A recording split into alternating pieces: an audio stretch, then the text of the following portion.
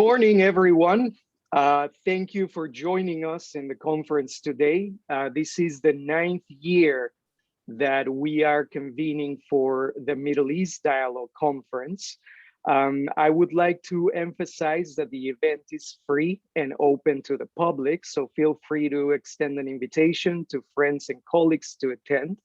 The public links to access any of the sessions are posted in the final program. Those are the join stream links under the title and time of each of the sessions. Whenever you click on any of those, you will be asked to provide your name and email address. So just do so and you will be in the sessions. You will have to do this every time you try to enter a session. I would like to take this opportunity also to thank the sponsors of this conference who make it possible.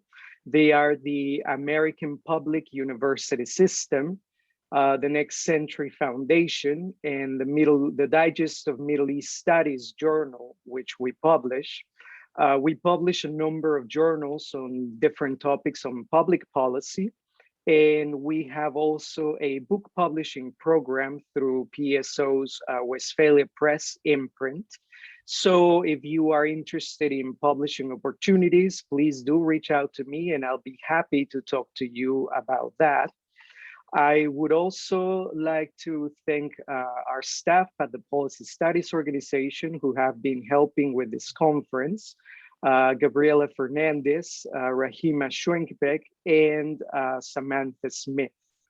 Now, before we start with our opening plenary, I would like to very briefly introduce our speaker today, His Royal Highness Prince Nadir Naim of Afghanistan. He is a former deputy chairman of the High Peace Council and a former founding member of the Cry for Peace Jirga in Kandahar.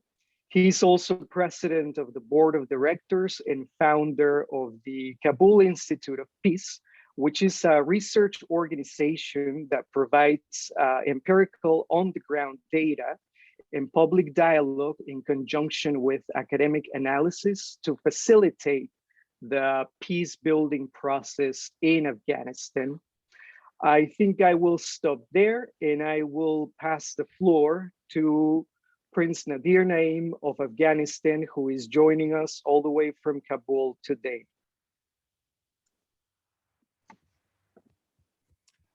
Thank you very much indeed. Good morning and good afternoon to all the distinguished audience and my esteemed friend, Mr. Daniel Gutierrez, and to Next Tree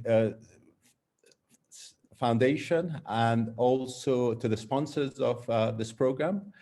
I would like to first and foremost thank you for inviting me to this timely discussion regarding the ongoing peace process in my country, Afghanistan and beyond. The war in Afghanistan has been going for the past 42 years and is the longest war since the inception of modern Afghanistan in 1747.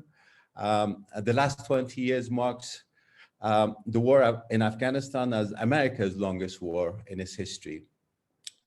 However, the war in Afghanistan has never been our war, and the nature of this chapter of the current war was, as you all remember, the global war on terror, as it was initially coined by the US after the tragic 9/11 attacks. I want to give you a historic context into the current juncture that we are in and how a potential path for sustainable peace could come into play. I've observed that Afghanistan has always been the victim of its own geopolitical position. Afghanistan has served as a buffer zone in the 18th and 19th century between the British Empire and the Russian Tsar, which resulted into a series of 3 wars with British India and Afghanistan. After the third Anglo-Afghan War, Afghanistan achieved its independence in 1919 with the departure of the British Empire from India and the creation of a new state, Pakistan, the dynamics of the region shifted. For a while thereafter, Afghanistan enjoyed a relative time of peace and non-outside interference. What follows was an intense decade of progress and changes brought by King Amanullah. The changes that took place were inspired by what our kings observed in the Western world, and particularly the newly established government of Ataturk in Turkey. Towards the end of the reign of Amanullah Khan, he faced a very strong grassroots uprising led by mullahs and conservatives of the Afghan society, which unfortunately resulted into his downfall and a short period of mayhem and chaos thereafter. It was only after King Nadir Shah that Afghanistan began a period of 50 years of relative peace and modest progress. This was from 1929 onwards. King Zahir Shah, his son, in the 40 years of his reign, tried carefully to balance the rural conservative Afghanistan with a thriving, buzzing major cities, and especially Kabul. The changes came slowly and gradually, and in 1964, a constitution monarchy and an era of modern democracy was introduced, which is now known as the decade of democracy and the golden era of modern Afghanistan. Most people look at Afghanistan since 1979 and the invasion of the former Soviet Union. And unfortunately, that war has continued ever since. So I think it would be wise to refer to history and look back on the traditional government structures and mechanisms that actually succeeded in Afghanistan before the war. History proved that neither a fully centralized system of government or a decentralized arrangement has ever worked in a traditional tribal society that Afghanistan was and is. The system, however, which was successful, was a hybrid of traditional centralized government and an informal structure, which was empowering the tribal chief, ulamas, and the khans in the country. During the reign of King Zahir Shah, the informal channels of governance were much more effective in serving Afghanistan's rural population.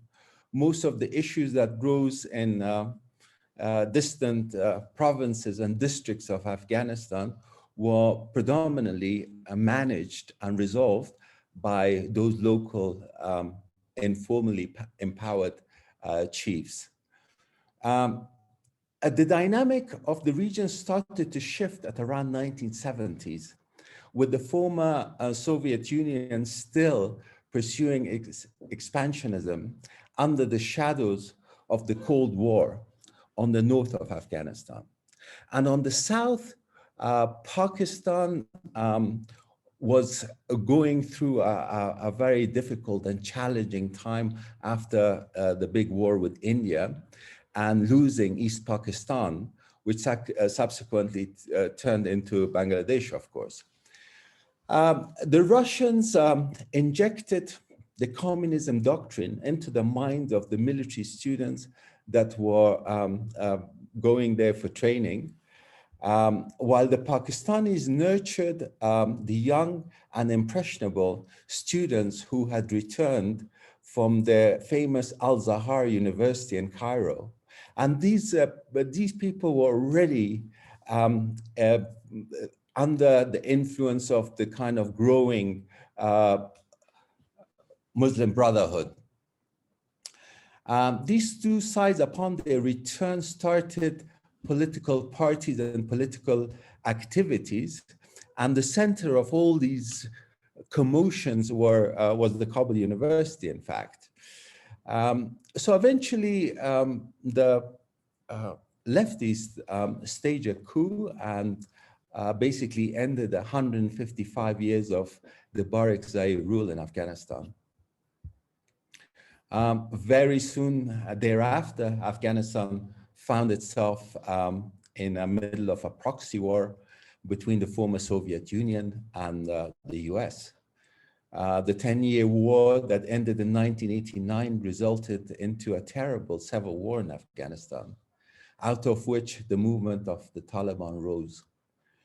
Together with all the other terrorist organizations such as Al-Qaeda, that ironically were actually funded by the CIA during the war between the Afghan government and the Mujahideen.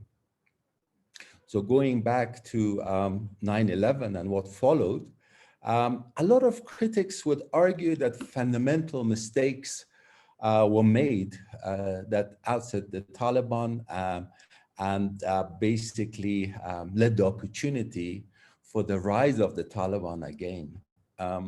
I would argue that the second rise of the Taliban were due to wrong policies or lack of policies and a clear direction after their era.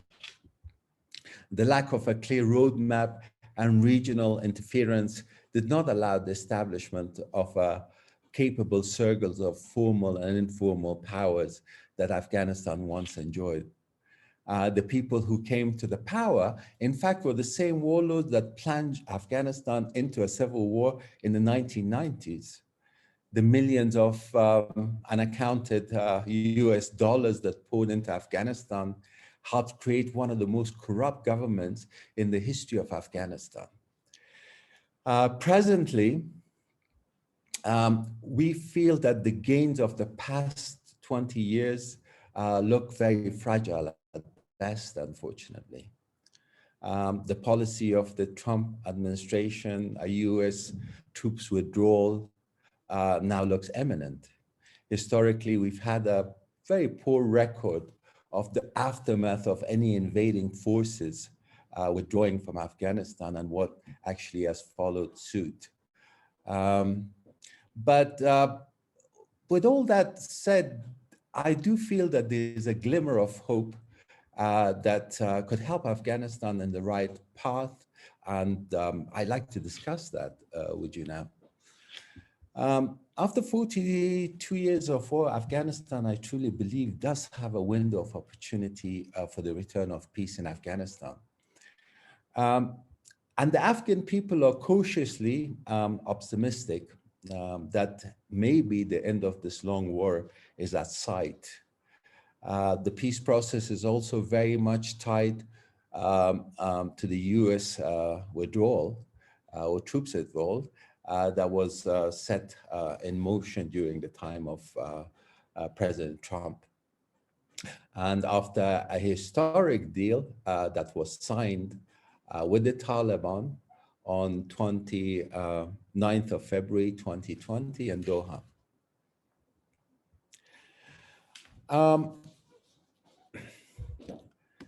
There is, without doubt, monumental challenges that faces Afghanistan today. Like an alarming surge of violence, high-level corruption, lack of rule of law or its implementation, disunity among the political elite in Kabul. There's a very concerning drug trade that is operating from Afghanistan. There are mafia-style groups operating at all levels of government structures, unfortunately. However, what gives me hope is that I think the region, by and large, is very different in the 1990s. In present than the 1990s. There's been a significant transformation. So I think Afghanistan descending back into chaos and becoming a hotbed of international terrorist organizations would threaten the national security of the US, Europe, And also there's other added dangers, such as the plight of the refugees making their way to Europe, which is, of course, another challenge. Lastly, Afghanistan has the potential to become a black hole in the raising economic powerhouse of Asia, which in turn would affect the regional countries, all of the regional countries in South and Central Asia, as well as China, of course. One cannot overlook the regional rivalries, of course, in the region that affects Afghanistan, direct and indirectly. The most significant being the India and Pakistan relationships. But however, with US shuttle diplomacy and pressing its leverages, it seems that Pakistan, at least for now, is showing active support for the Afghan peace process. So this is a good thing. We see this as a positive, on a positive note. But what I personally see as a ultimate driving factor in improving our relationship with Pakistan is more economic intensives that would stand to benefit both countries. Like, for example, the TAPI energy pipeline starting at Tajikistan and running through Afghanistan to provide Pakistan with much needed energy requirement. There are some issues amongst us Afghans that needs to be resolved.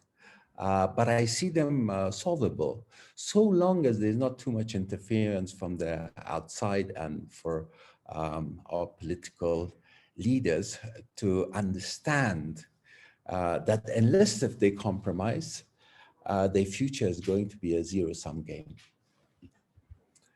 My main concern basically is that if the US and its allies abandon Afghanistan hastily, similar to the Soviet Union withdrawal, then there's a risk of a government collapse, which of course has to be protected under all circumstances.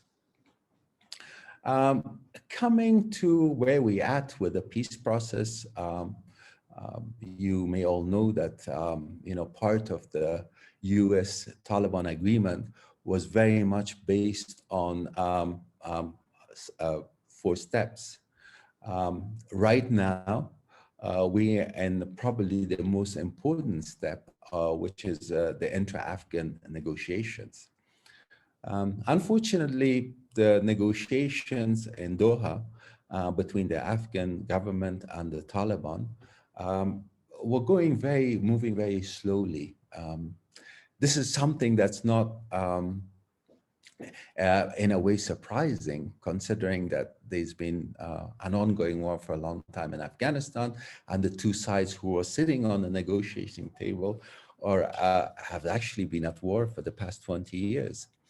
But it seems that especially the US are in a hurry and want urgently that this situation to be resolved. So just recently, the US Secretary of State sent a letter to our president and is basically with the envoy, the special envoy, Ambassador Khalilzad, who has basically talked with the Taliban extensively and also have talked with the Afghan government. And they have come up with some kind of a roadmap for a settlement. Now, the news is that there's going to be a session starting in Turkey on the 1st of April to start talking about the different scenarios and possible outcomes. What at the moment I'm seeing, the differences of opinion or methodology. One is that on the one hand, the president of Afghanistan, Ashraf Ghani, is insisting that any change of power should be done constitutionally. Therefore, an election should be called for. I can understand this concern and of course, the institutions that has been established would be good, that would change over, or power shift or change over in a civilized manner, and in a manner that the Afghan people would accept it, and would play a role in it indeed. But I think what we're seeing as an alternative is an interim government arrangement. We have had a mixture of interim government experiences in the past. Some has been very negative. I would say that after the fall of the Taliban, the interim government in year 2001 was more successful, because basically it paved way to a new constitution, and then we managed to build the government structures and the parliament, etc., etc. So we have a mixture of good and bad experiences with that regard. It's very difficult to see how or where it's going to go, and it's even difficult to gauge how willing or the Taliban are for an interim arrangement.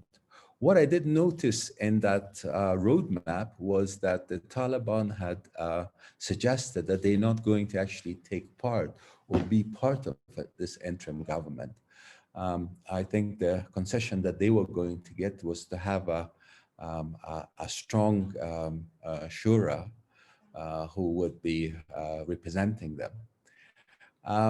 Now, I think both arrangements could work. However, one thing which is very important, which is also something that's been written in this roadmap or suggestion, is an election after a period of time. What people are predominantly talking about is a period of 2 years. Again, if there's an interim government, and if there is support, continued support, and if we're going to have a more transparent and a democratic election 2 years down the line, that also, I think, could be something that's workable. So basically, this is where we're at on the 1st of April. These talks will start. I don't know how long actually it will be before a decision is made and the time frame for the whole concept is grounded. One thing I did hear actually today is in the agreement that the Taliban and the Americans had, the Americans were due to withdraw all their forces by the 1st of May. President Biden is making it clear that now that is not going to be feasible. And I would imagine that there has been some consultation with the Taliban with this regard. And now we are looking at a tentative withdrawal date of November this current year. So I hope that, this gives us a long enough period for getting over some very, very difficult negotiation steps. So with that, I think, we are where we need to be. And of course, with this matter, I would like to take your questions later on if you have, and discuss more in more details. And today's talk is quite general. But of course, I was saying to Daniel that whoever wants to focus on a particular topic that I've covered, I'll be gladly expand on that. So some of the issues that, if we're looking at the 20 years, the last 20 years, some of the highlights and some of the issues and challenges, I think, the gains of the last 20 years is to have a democratic institution. I think the women's right is a particularly important issue, which I know that many people know. During the time of the Taliban, there was a very harsh government, and especially towards women. And I'm particularly exceptionally proud of my sisters who have amazingly shown and have come into taking a very high positions, not just in the government, but these also in the parliament and even private sector. And one thing it is proven that given an opportunity, they definitely have the ambition, they have the capacity, and they have the resilience. And, you know, in Afghanistan, life is hard.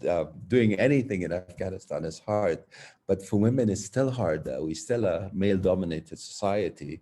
But what I'm seeing is very, very positive, and it's encouraging for me.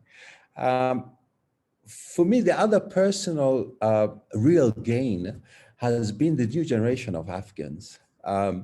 Today, Afghanistan has more capacity in this new generation than I've ever experienced before in its history. And again, I'm very proud of this generation because what they have achieved under some very, very difficult circumstances is absolutely astonishing. There's one particular person that I'd like to recall and share his story with you. He was in a very deprived family and during the war, and basically he had lost his father, so he was the only breadwinner in his family. So what he did was he was actually working he was selling secondhand clothes in the streets of Kabul. But at the same time, he was adamant to go and to school and finish his studies. And through his hard work, he managed to go to school, go to university, get his bachelor's, get his master's. And this young man has managed to reach the deputy ministry position. But he's not a one-off case. We have a lot of people with similar ambition and ability. So for me, this is the real positive shift that could possibly play a huge role in changing Afghanistan for better, if we have the opportunity to have peace in Afghanistan and some kind of settlement.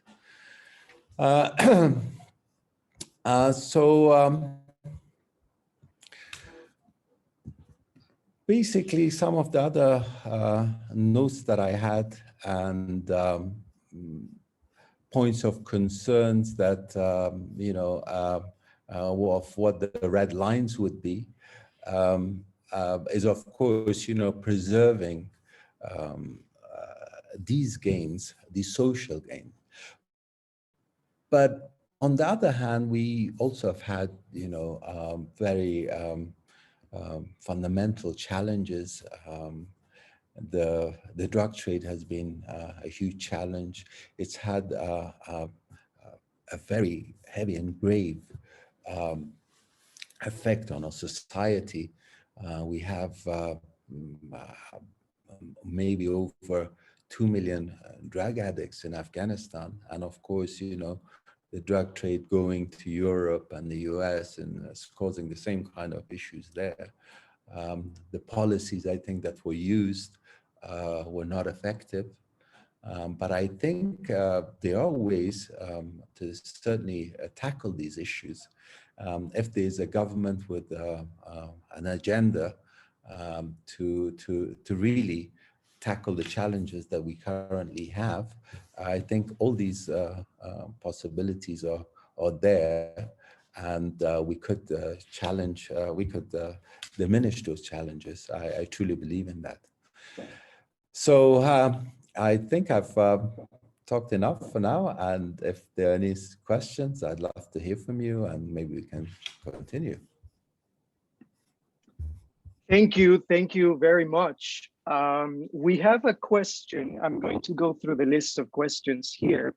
You've talked a little bit about the Biden administration and the expectation to pull out the troops by mid-May. Is there anything that we can expect from this Biden administration in comparison to the previous Trump administration? And even if the US will be pulling out the troops, how do you see the relationship between Afghanistan and the US changing, if at all, from the previous administration to now that Biden is president? Thank you very much. That's a great question. A lot of people are asking that. In fact, you know, when the transition happened, there were lots of debates on all the Afghan TV stations about how the new policy will be towards Afghanistan. Ironically, Daniel, one of the factors that played a huge part in the pace of the peace process and the peace talks in Doha was in fact that the American elections, because basically both the Afghan government side and the Taliban were buying time to see who is going to be the new president of the US and what is their policy going to be towards Afghanistan. I think with President Trump, anything went. It was, you know, it was the way everything shaped, the way that everything was going in a very fast pace made everybody nervous. And to be honest with you, if he was still the president, maybe the US would have withdrawn on the 1st of May, who knows? But I think with President Biden, what has shifted, I don't think that fundamentally the idea of the troop withdrawal has shifted, but however, what has shifted is that things will be done possibly in a more, in a way that could be somehow more listened to, I would say. So basically, we would think that, you know, he's probably listening to all the advisors, whether it's on the DOD, whether it's intelligence, whether it's a political, that the consequences of leaving Afghanistan or leaving Afghanistan hastily could have, you know, diverse consequences in the long term. So I think this is what the change is. I still think that it's imminent, but how it's going to look like or when it's going to be exactly, at the moment, all we know is there's been a shift. So the shift is now being talked about from the 1st of May to sometime in November. And in the meantime, we have that settlement or roadmap for peace, which hopefully we will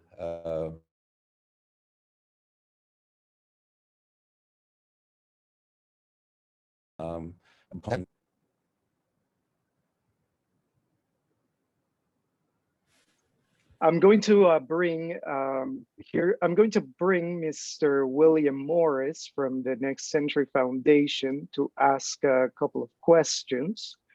So if you give me a second.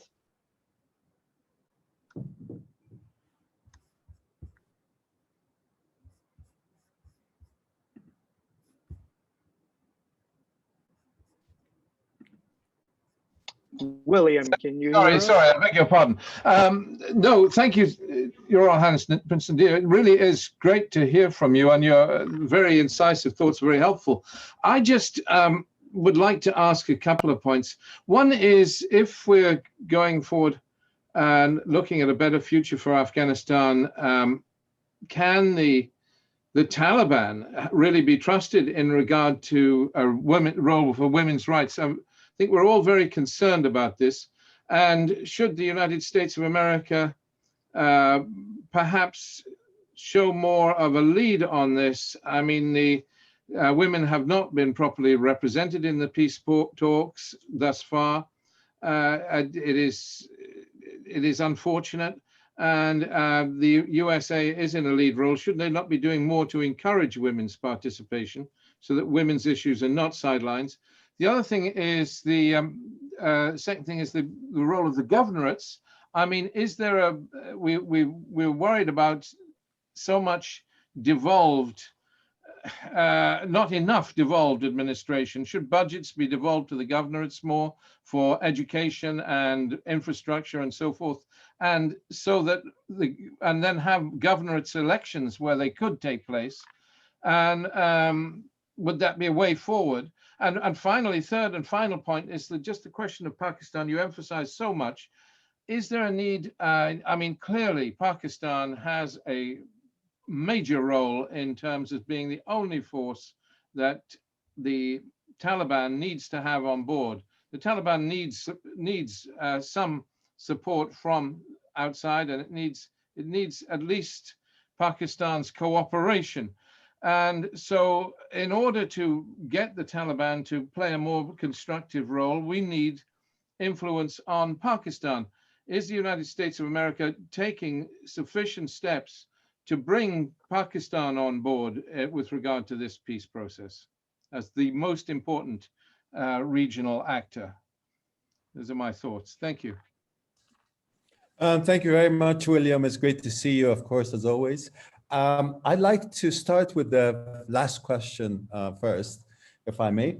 I think I did mention about the leverage that the US has already used on Pakistan. And I think to a certain extent, it's working up until now. One of the other things which was very interesting for me personally was the dynamics of the relationship of Ambassador Khalizad with Pakistanis, which was not great from the years going back. However, I saw that the shift has come in his relationship with the Pakistanis. So obviously,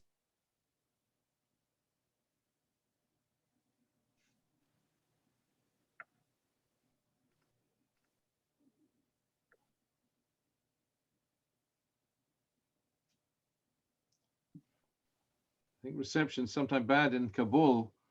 We have patchy internet sometimes. Hopefully he's coming back. Yes. things I'd like to add to your observation is the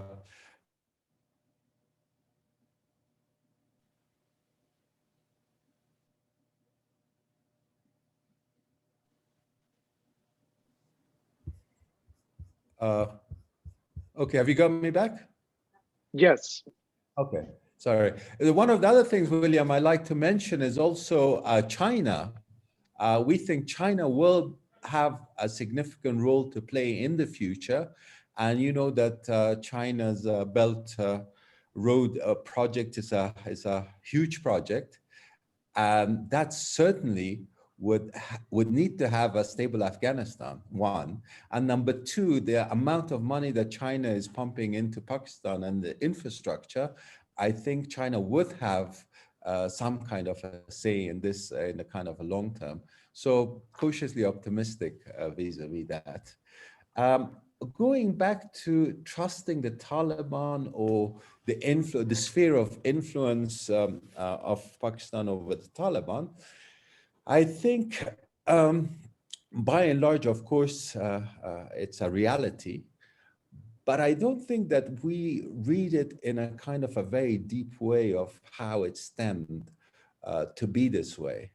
So for example, you know, after 9/11 and America's attack on Afghanistan or on Taliban, basically the Taliban were driven out to Pakistan, or they were imprisoned and sent to Guantanamo Bay, or they were killed, or they were put in background jail. So basically they were forced to go to Pakistan. From the conversations I've had, I think some of them have very negative memories of their time there. But, you know, it was a home, it was a place that, the only place that they could live. And so I don't know, for me, it's kind of interesting that what would happen, you know, 10 years down the line when there's less ties with Pakistan. If we look at the Mujahideen or the Mujahideen leaders in comparison, I think again, we're going to see that they were extremely influenced by Pakistan in the days of jihad, but come other options, then they less kind of leaning towards that. So I think we may be able to see more of that in the future. Women's right. Women's right is, as I said, you know, it's a very important issue, certainly with the new generation of Afghans. I, as an individual, I'm an advocate for that.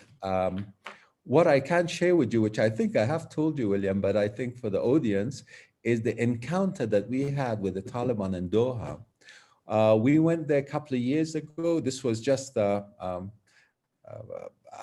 conversation, if you like. It was a conference. It was not negotiations. It was a dialogue.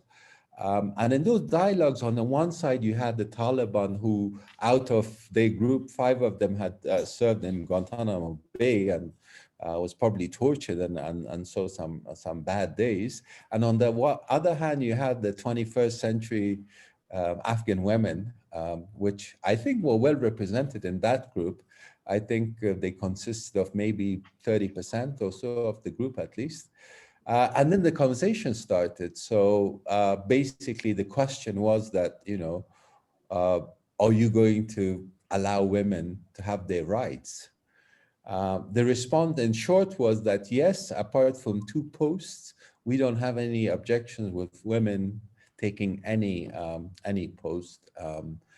And then a very smart young lady who had a master's in Sharia law asked another question. They said, well, look, we are living under the Islamic Republic, under the flag, and we have our rights as women. So if you ever come to Afghanistan, how is our lives going to change?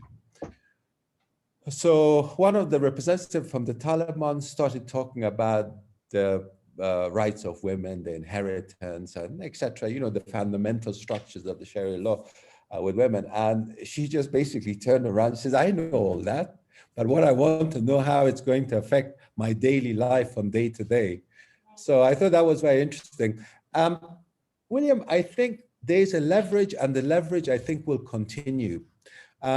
What I found, what gives me hope about the Taliban of the 21st century, hopefully, is this. This is what they're saying. To what extent I can believe them or should believe them is another question. But I think they want to have quite a major role in the future of Afghanistan. And they know that they cannot, again, be there in isolation like they were in the 1990s. So what I've seen is a push in trying to build a political platform, trying to build international relations. They really value the relationship with the United States, particularly, and they know that future aid in Afghanistan is going to be tied to certain conditions. And I don't think there's any condition as strong as women's rights in Afghanistan. So logically, and from what they're saying, it seems that hopefully things could be the way it should be. However, if it's not, I would imagine that there will be a backlash of the new generation against the Taliban. And I hope it's not the type of thing that would really be disappointing, and we have more of a brain drain by this young group that I referred to earlier by leaving Afghanistan. And of course, that would unfortunately happen if we feel that there is a civil war going on. Thank you. You were mentioning the role that China has to play, given its importance in the region. There's a question about Russia. What do you think is the role that Russia could be playing? How do you see the relationship between Afghanistan and Russia, and especially since the US appears to be leaving? Do you think there are any concerns with Russia? Well, I think Russia definitely wants to be a player in the region, and that's why you saw just the Moscow session yesterday. There has been a few other discussions regarding the peace process in Russia. Russia does have an interest in Afghanistan, but especially so that Afghanistan doesn't become a hotbed of terrorism and fundamentalism, which would definitely affect Russia in the long term. But also one of the other concerns of Russia in the geopolitics of today is the drugs, of course. That's an issue that's important.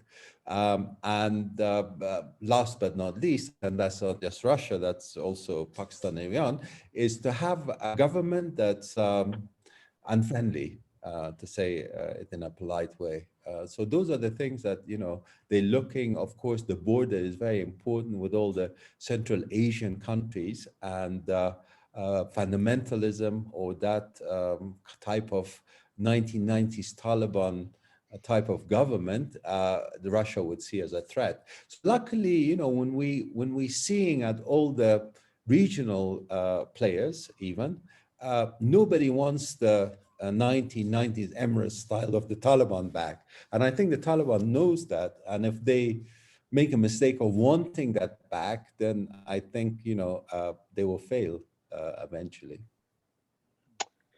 Can you speak a little bit about some of the challenges regarding Afghanistan's own security forces and police forces nowadays? What do you think are some of the problems, and how do you see as solutions to some of those challenges? One of the huge challenges, unfortunately, in Afghanistan, as I pointed, in all the institution, is corruption. And corruption is, has affected the security forces as much as it's affected governance. So that is number one, I would say, from all the concerns. The other is, of course, support, financial support for them. Right now, the security costs of Afghanistan is over $4 billion a year, which the US being the predominant payer for that. So what happens afterwards, you know, one. The other issue is, of course, the reintegration.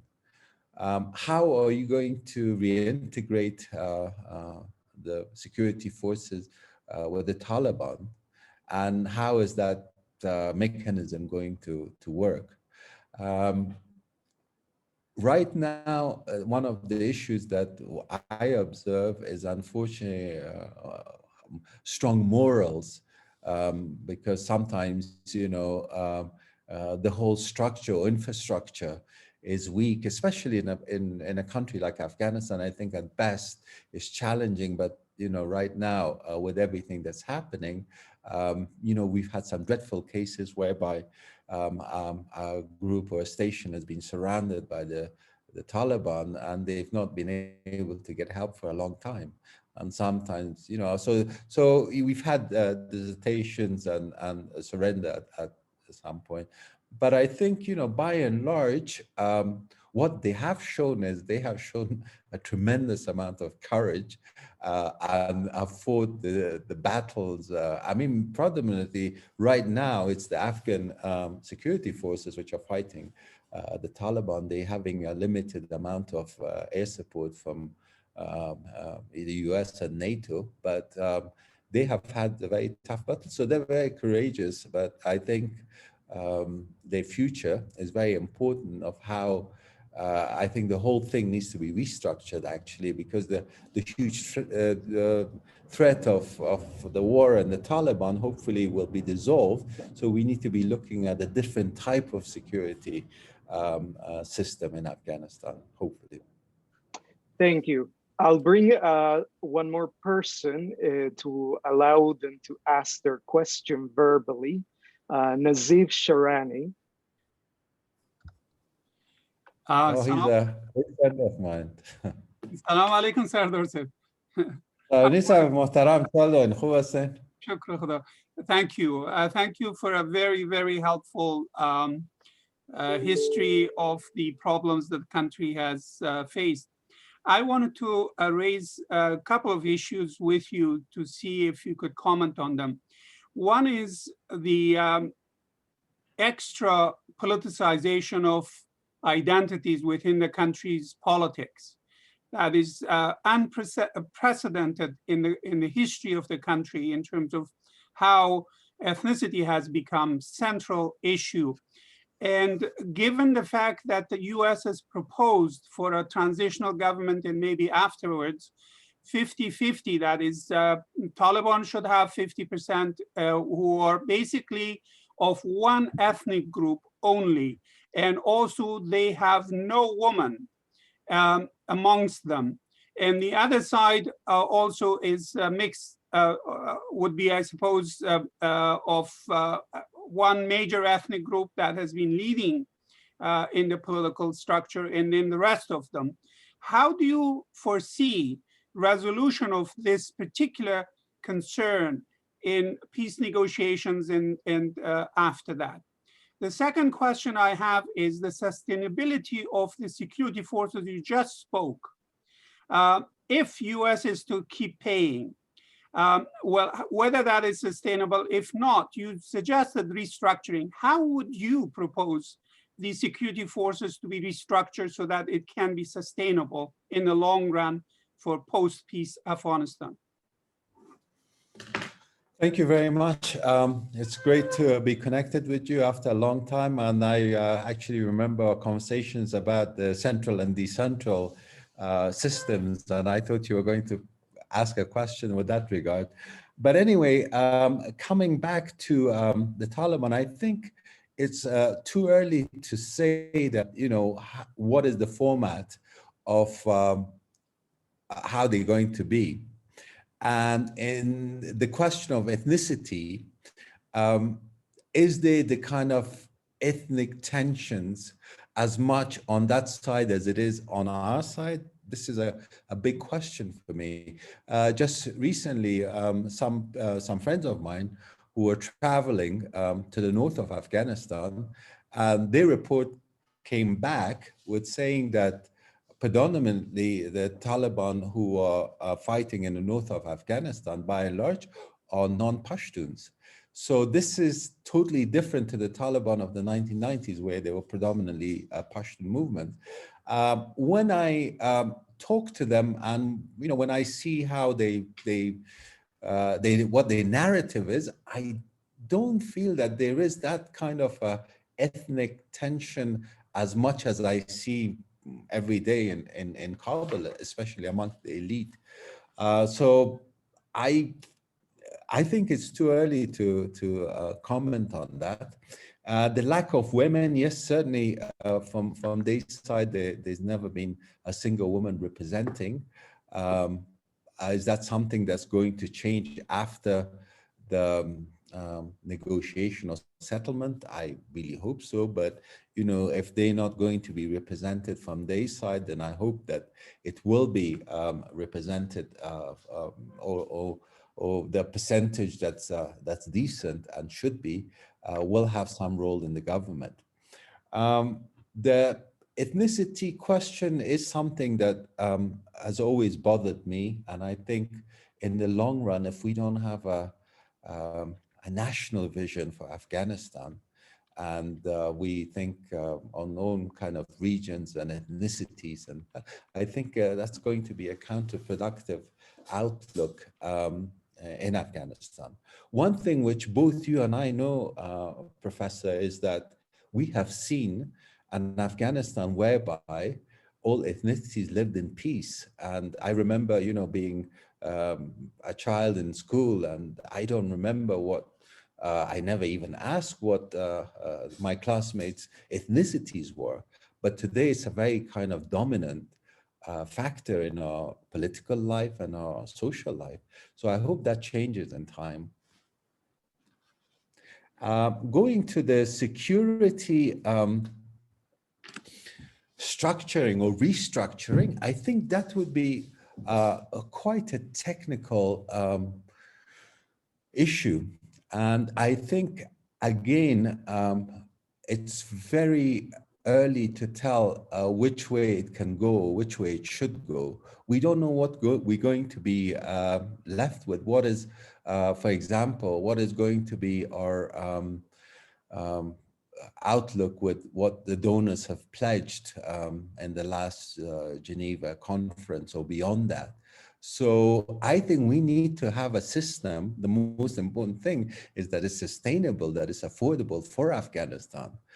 At the same time, we need to, you know, live with security and in peace. So hopefully, if peace does come, that huge burden is going to be reduced by a large sum, I would say. And my hope is that.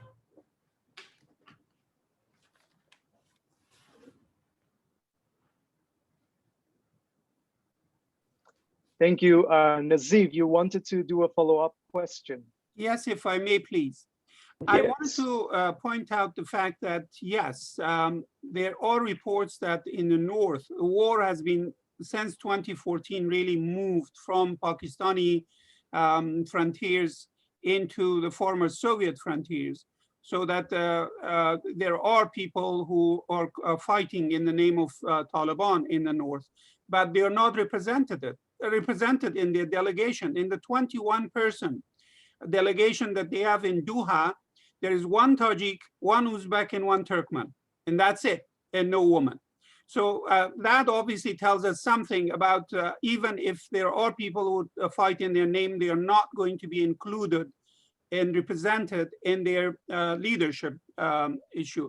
On the restructuring of the security force, I was wondering whether you think reintroducing draft, which we had, national draft for 2 years of service to all adult males, maybe they could be now extended to adult females, might be a better solution rather than bringing Taliban and accommodating everybody into this US paid security force, which is not sustainable in the long run at all. Well, actually, you know, I was one of the people who didn't want the system, the present system, to be put in the first place. I was very much adamant in keeping conscripts and to have that, because I knew that one day, you know, the US will leave and we will be left with a huge bill to pay and we won't be able to afford it. So, you know, I agree with you. I think that's something that we could look into, because apart from, you know, from having the security, I think what it did bring was also discipline. I think the level of discipline that those young men got at that time served in a big kind of a way on the social realms, which we don't have now. So in those days, you know, almost everyone from a family had to send a son to the army, and that was a good thing. So perhaps, yes, that could be a solution, a viable solution. Thank you. I think we are running out of time, so we'll go ahead and end this session. Thank you very much, Prince Nadir, for speaking today. This was a fascinating presentation. Thank you, William, for joining us today, and thank you all for your questions. We hope we will see you throughout the rest of the day. There are several presentations going on until 4:40 p.m. and they deal with topics from Iran and American foreign policy, interfaith dialogue, terrorism, security, international relations. So please feel free to check the program and join in any of the sessions that you're interested in hearing. Thank you again, Prince Nadir, and we'll see you all in the next sessions. Wonderful. Thanks for being here. Thank you. Thank you. Thanks very much.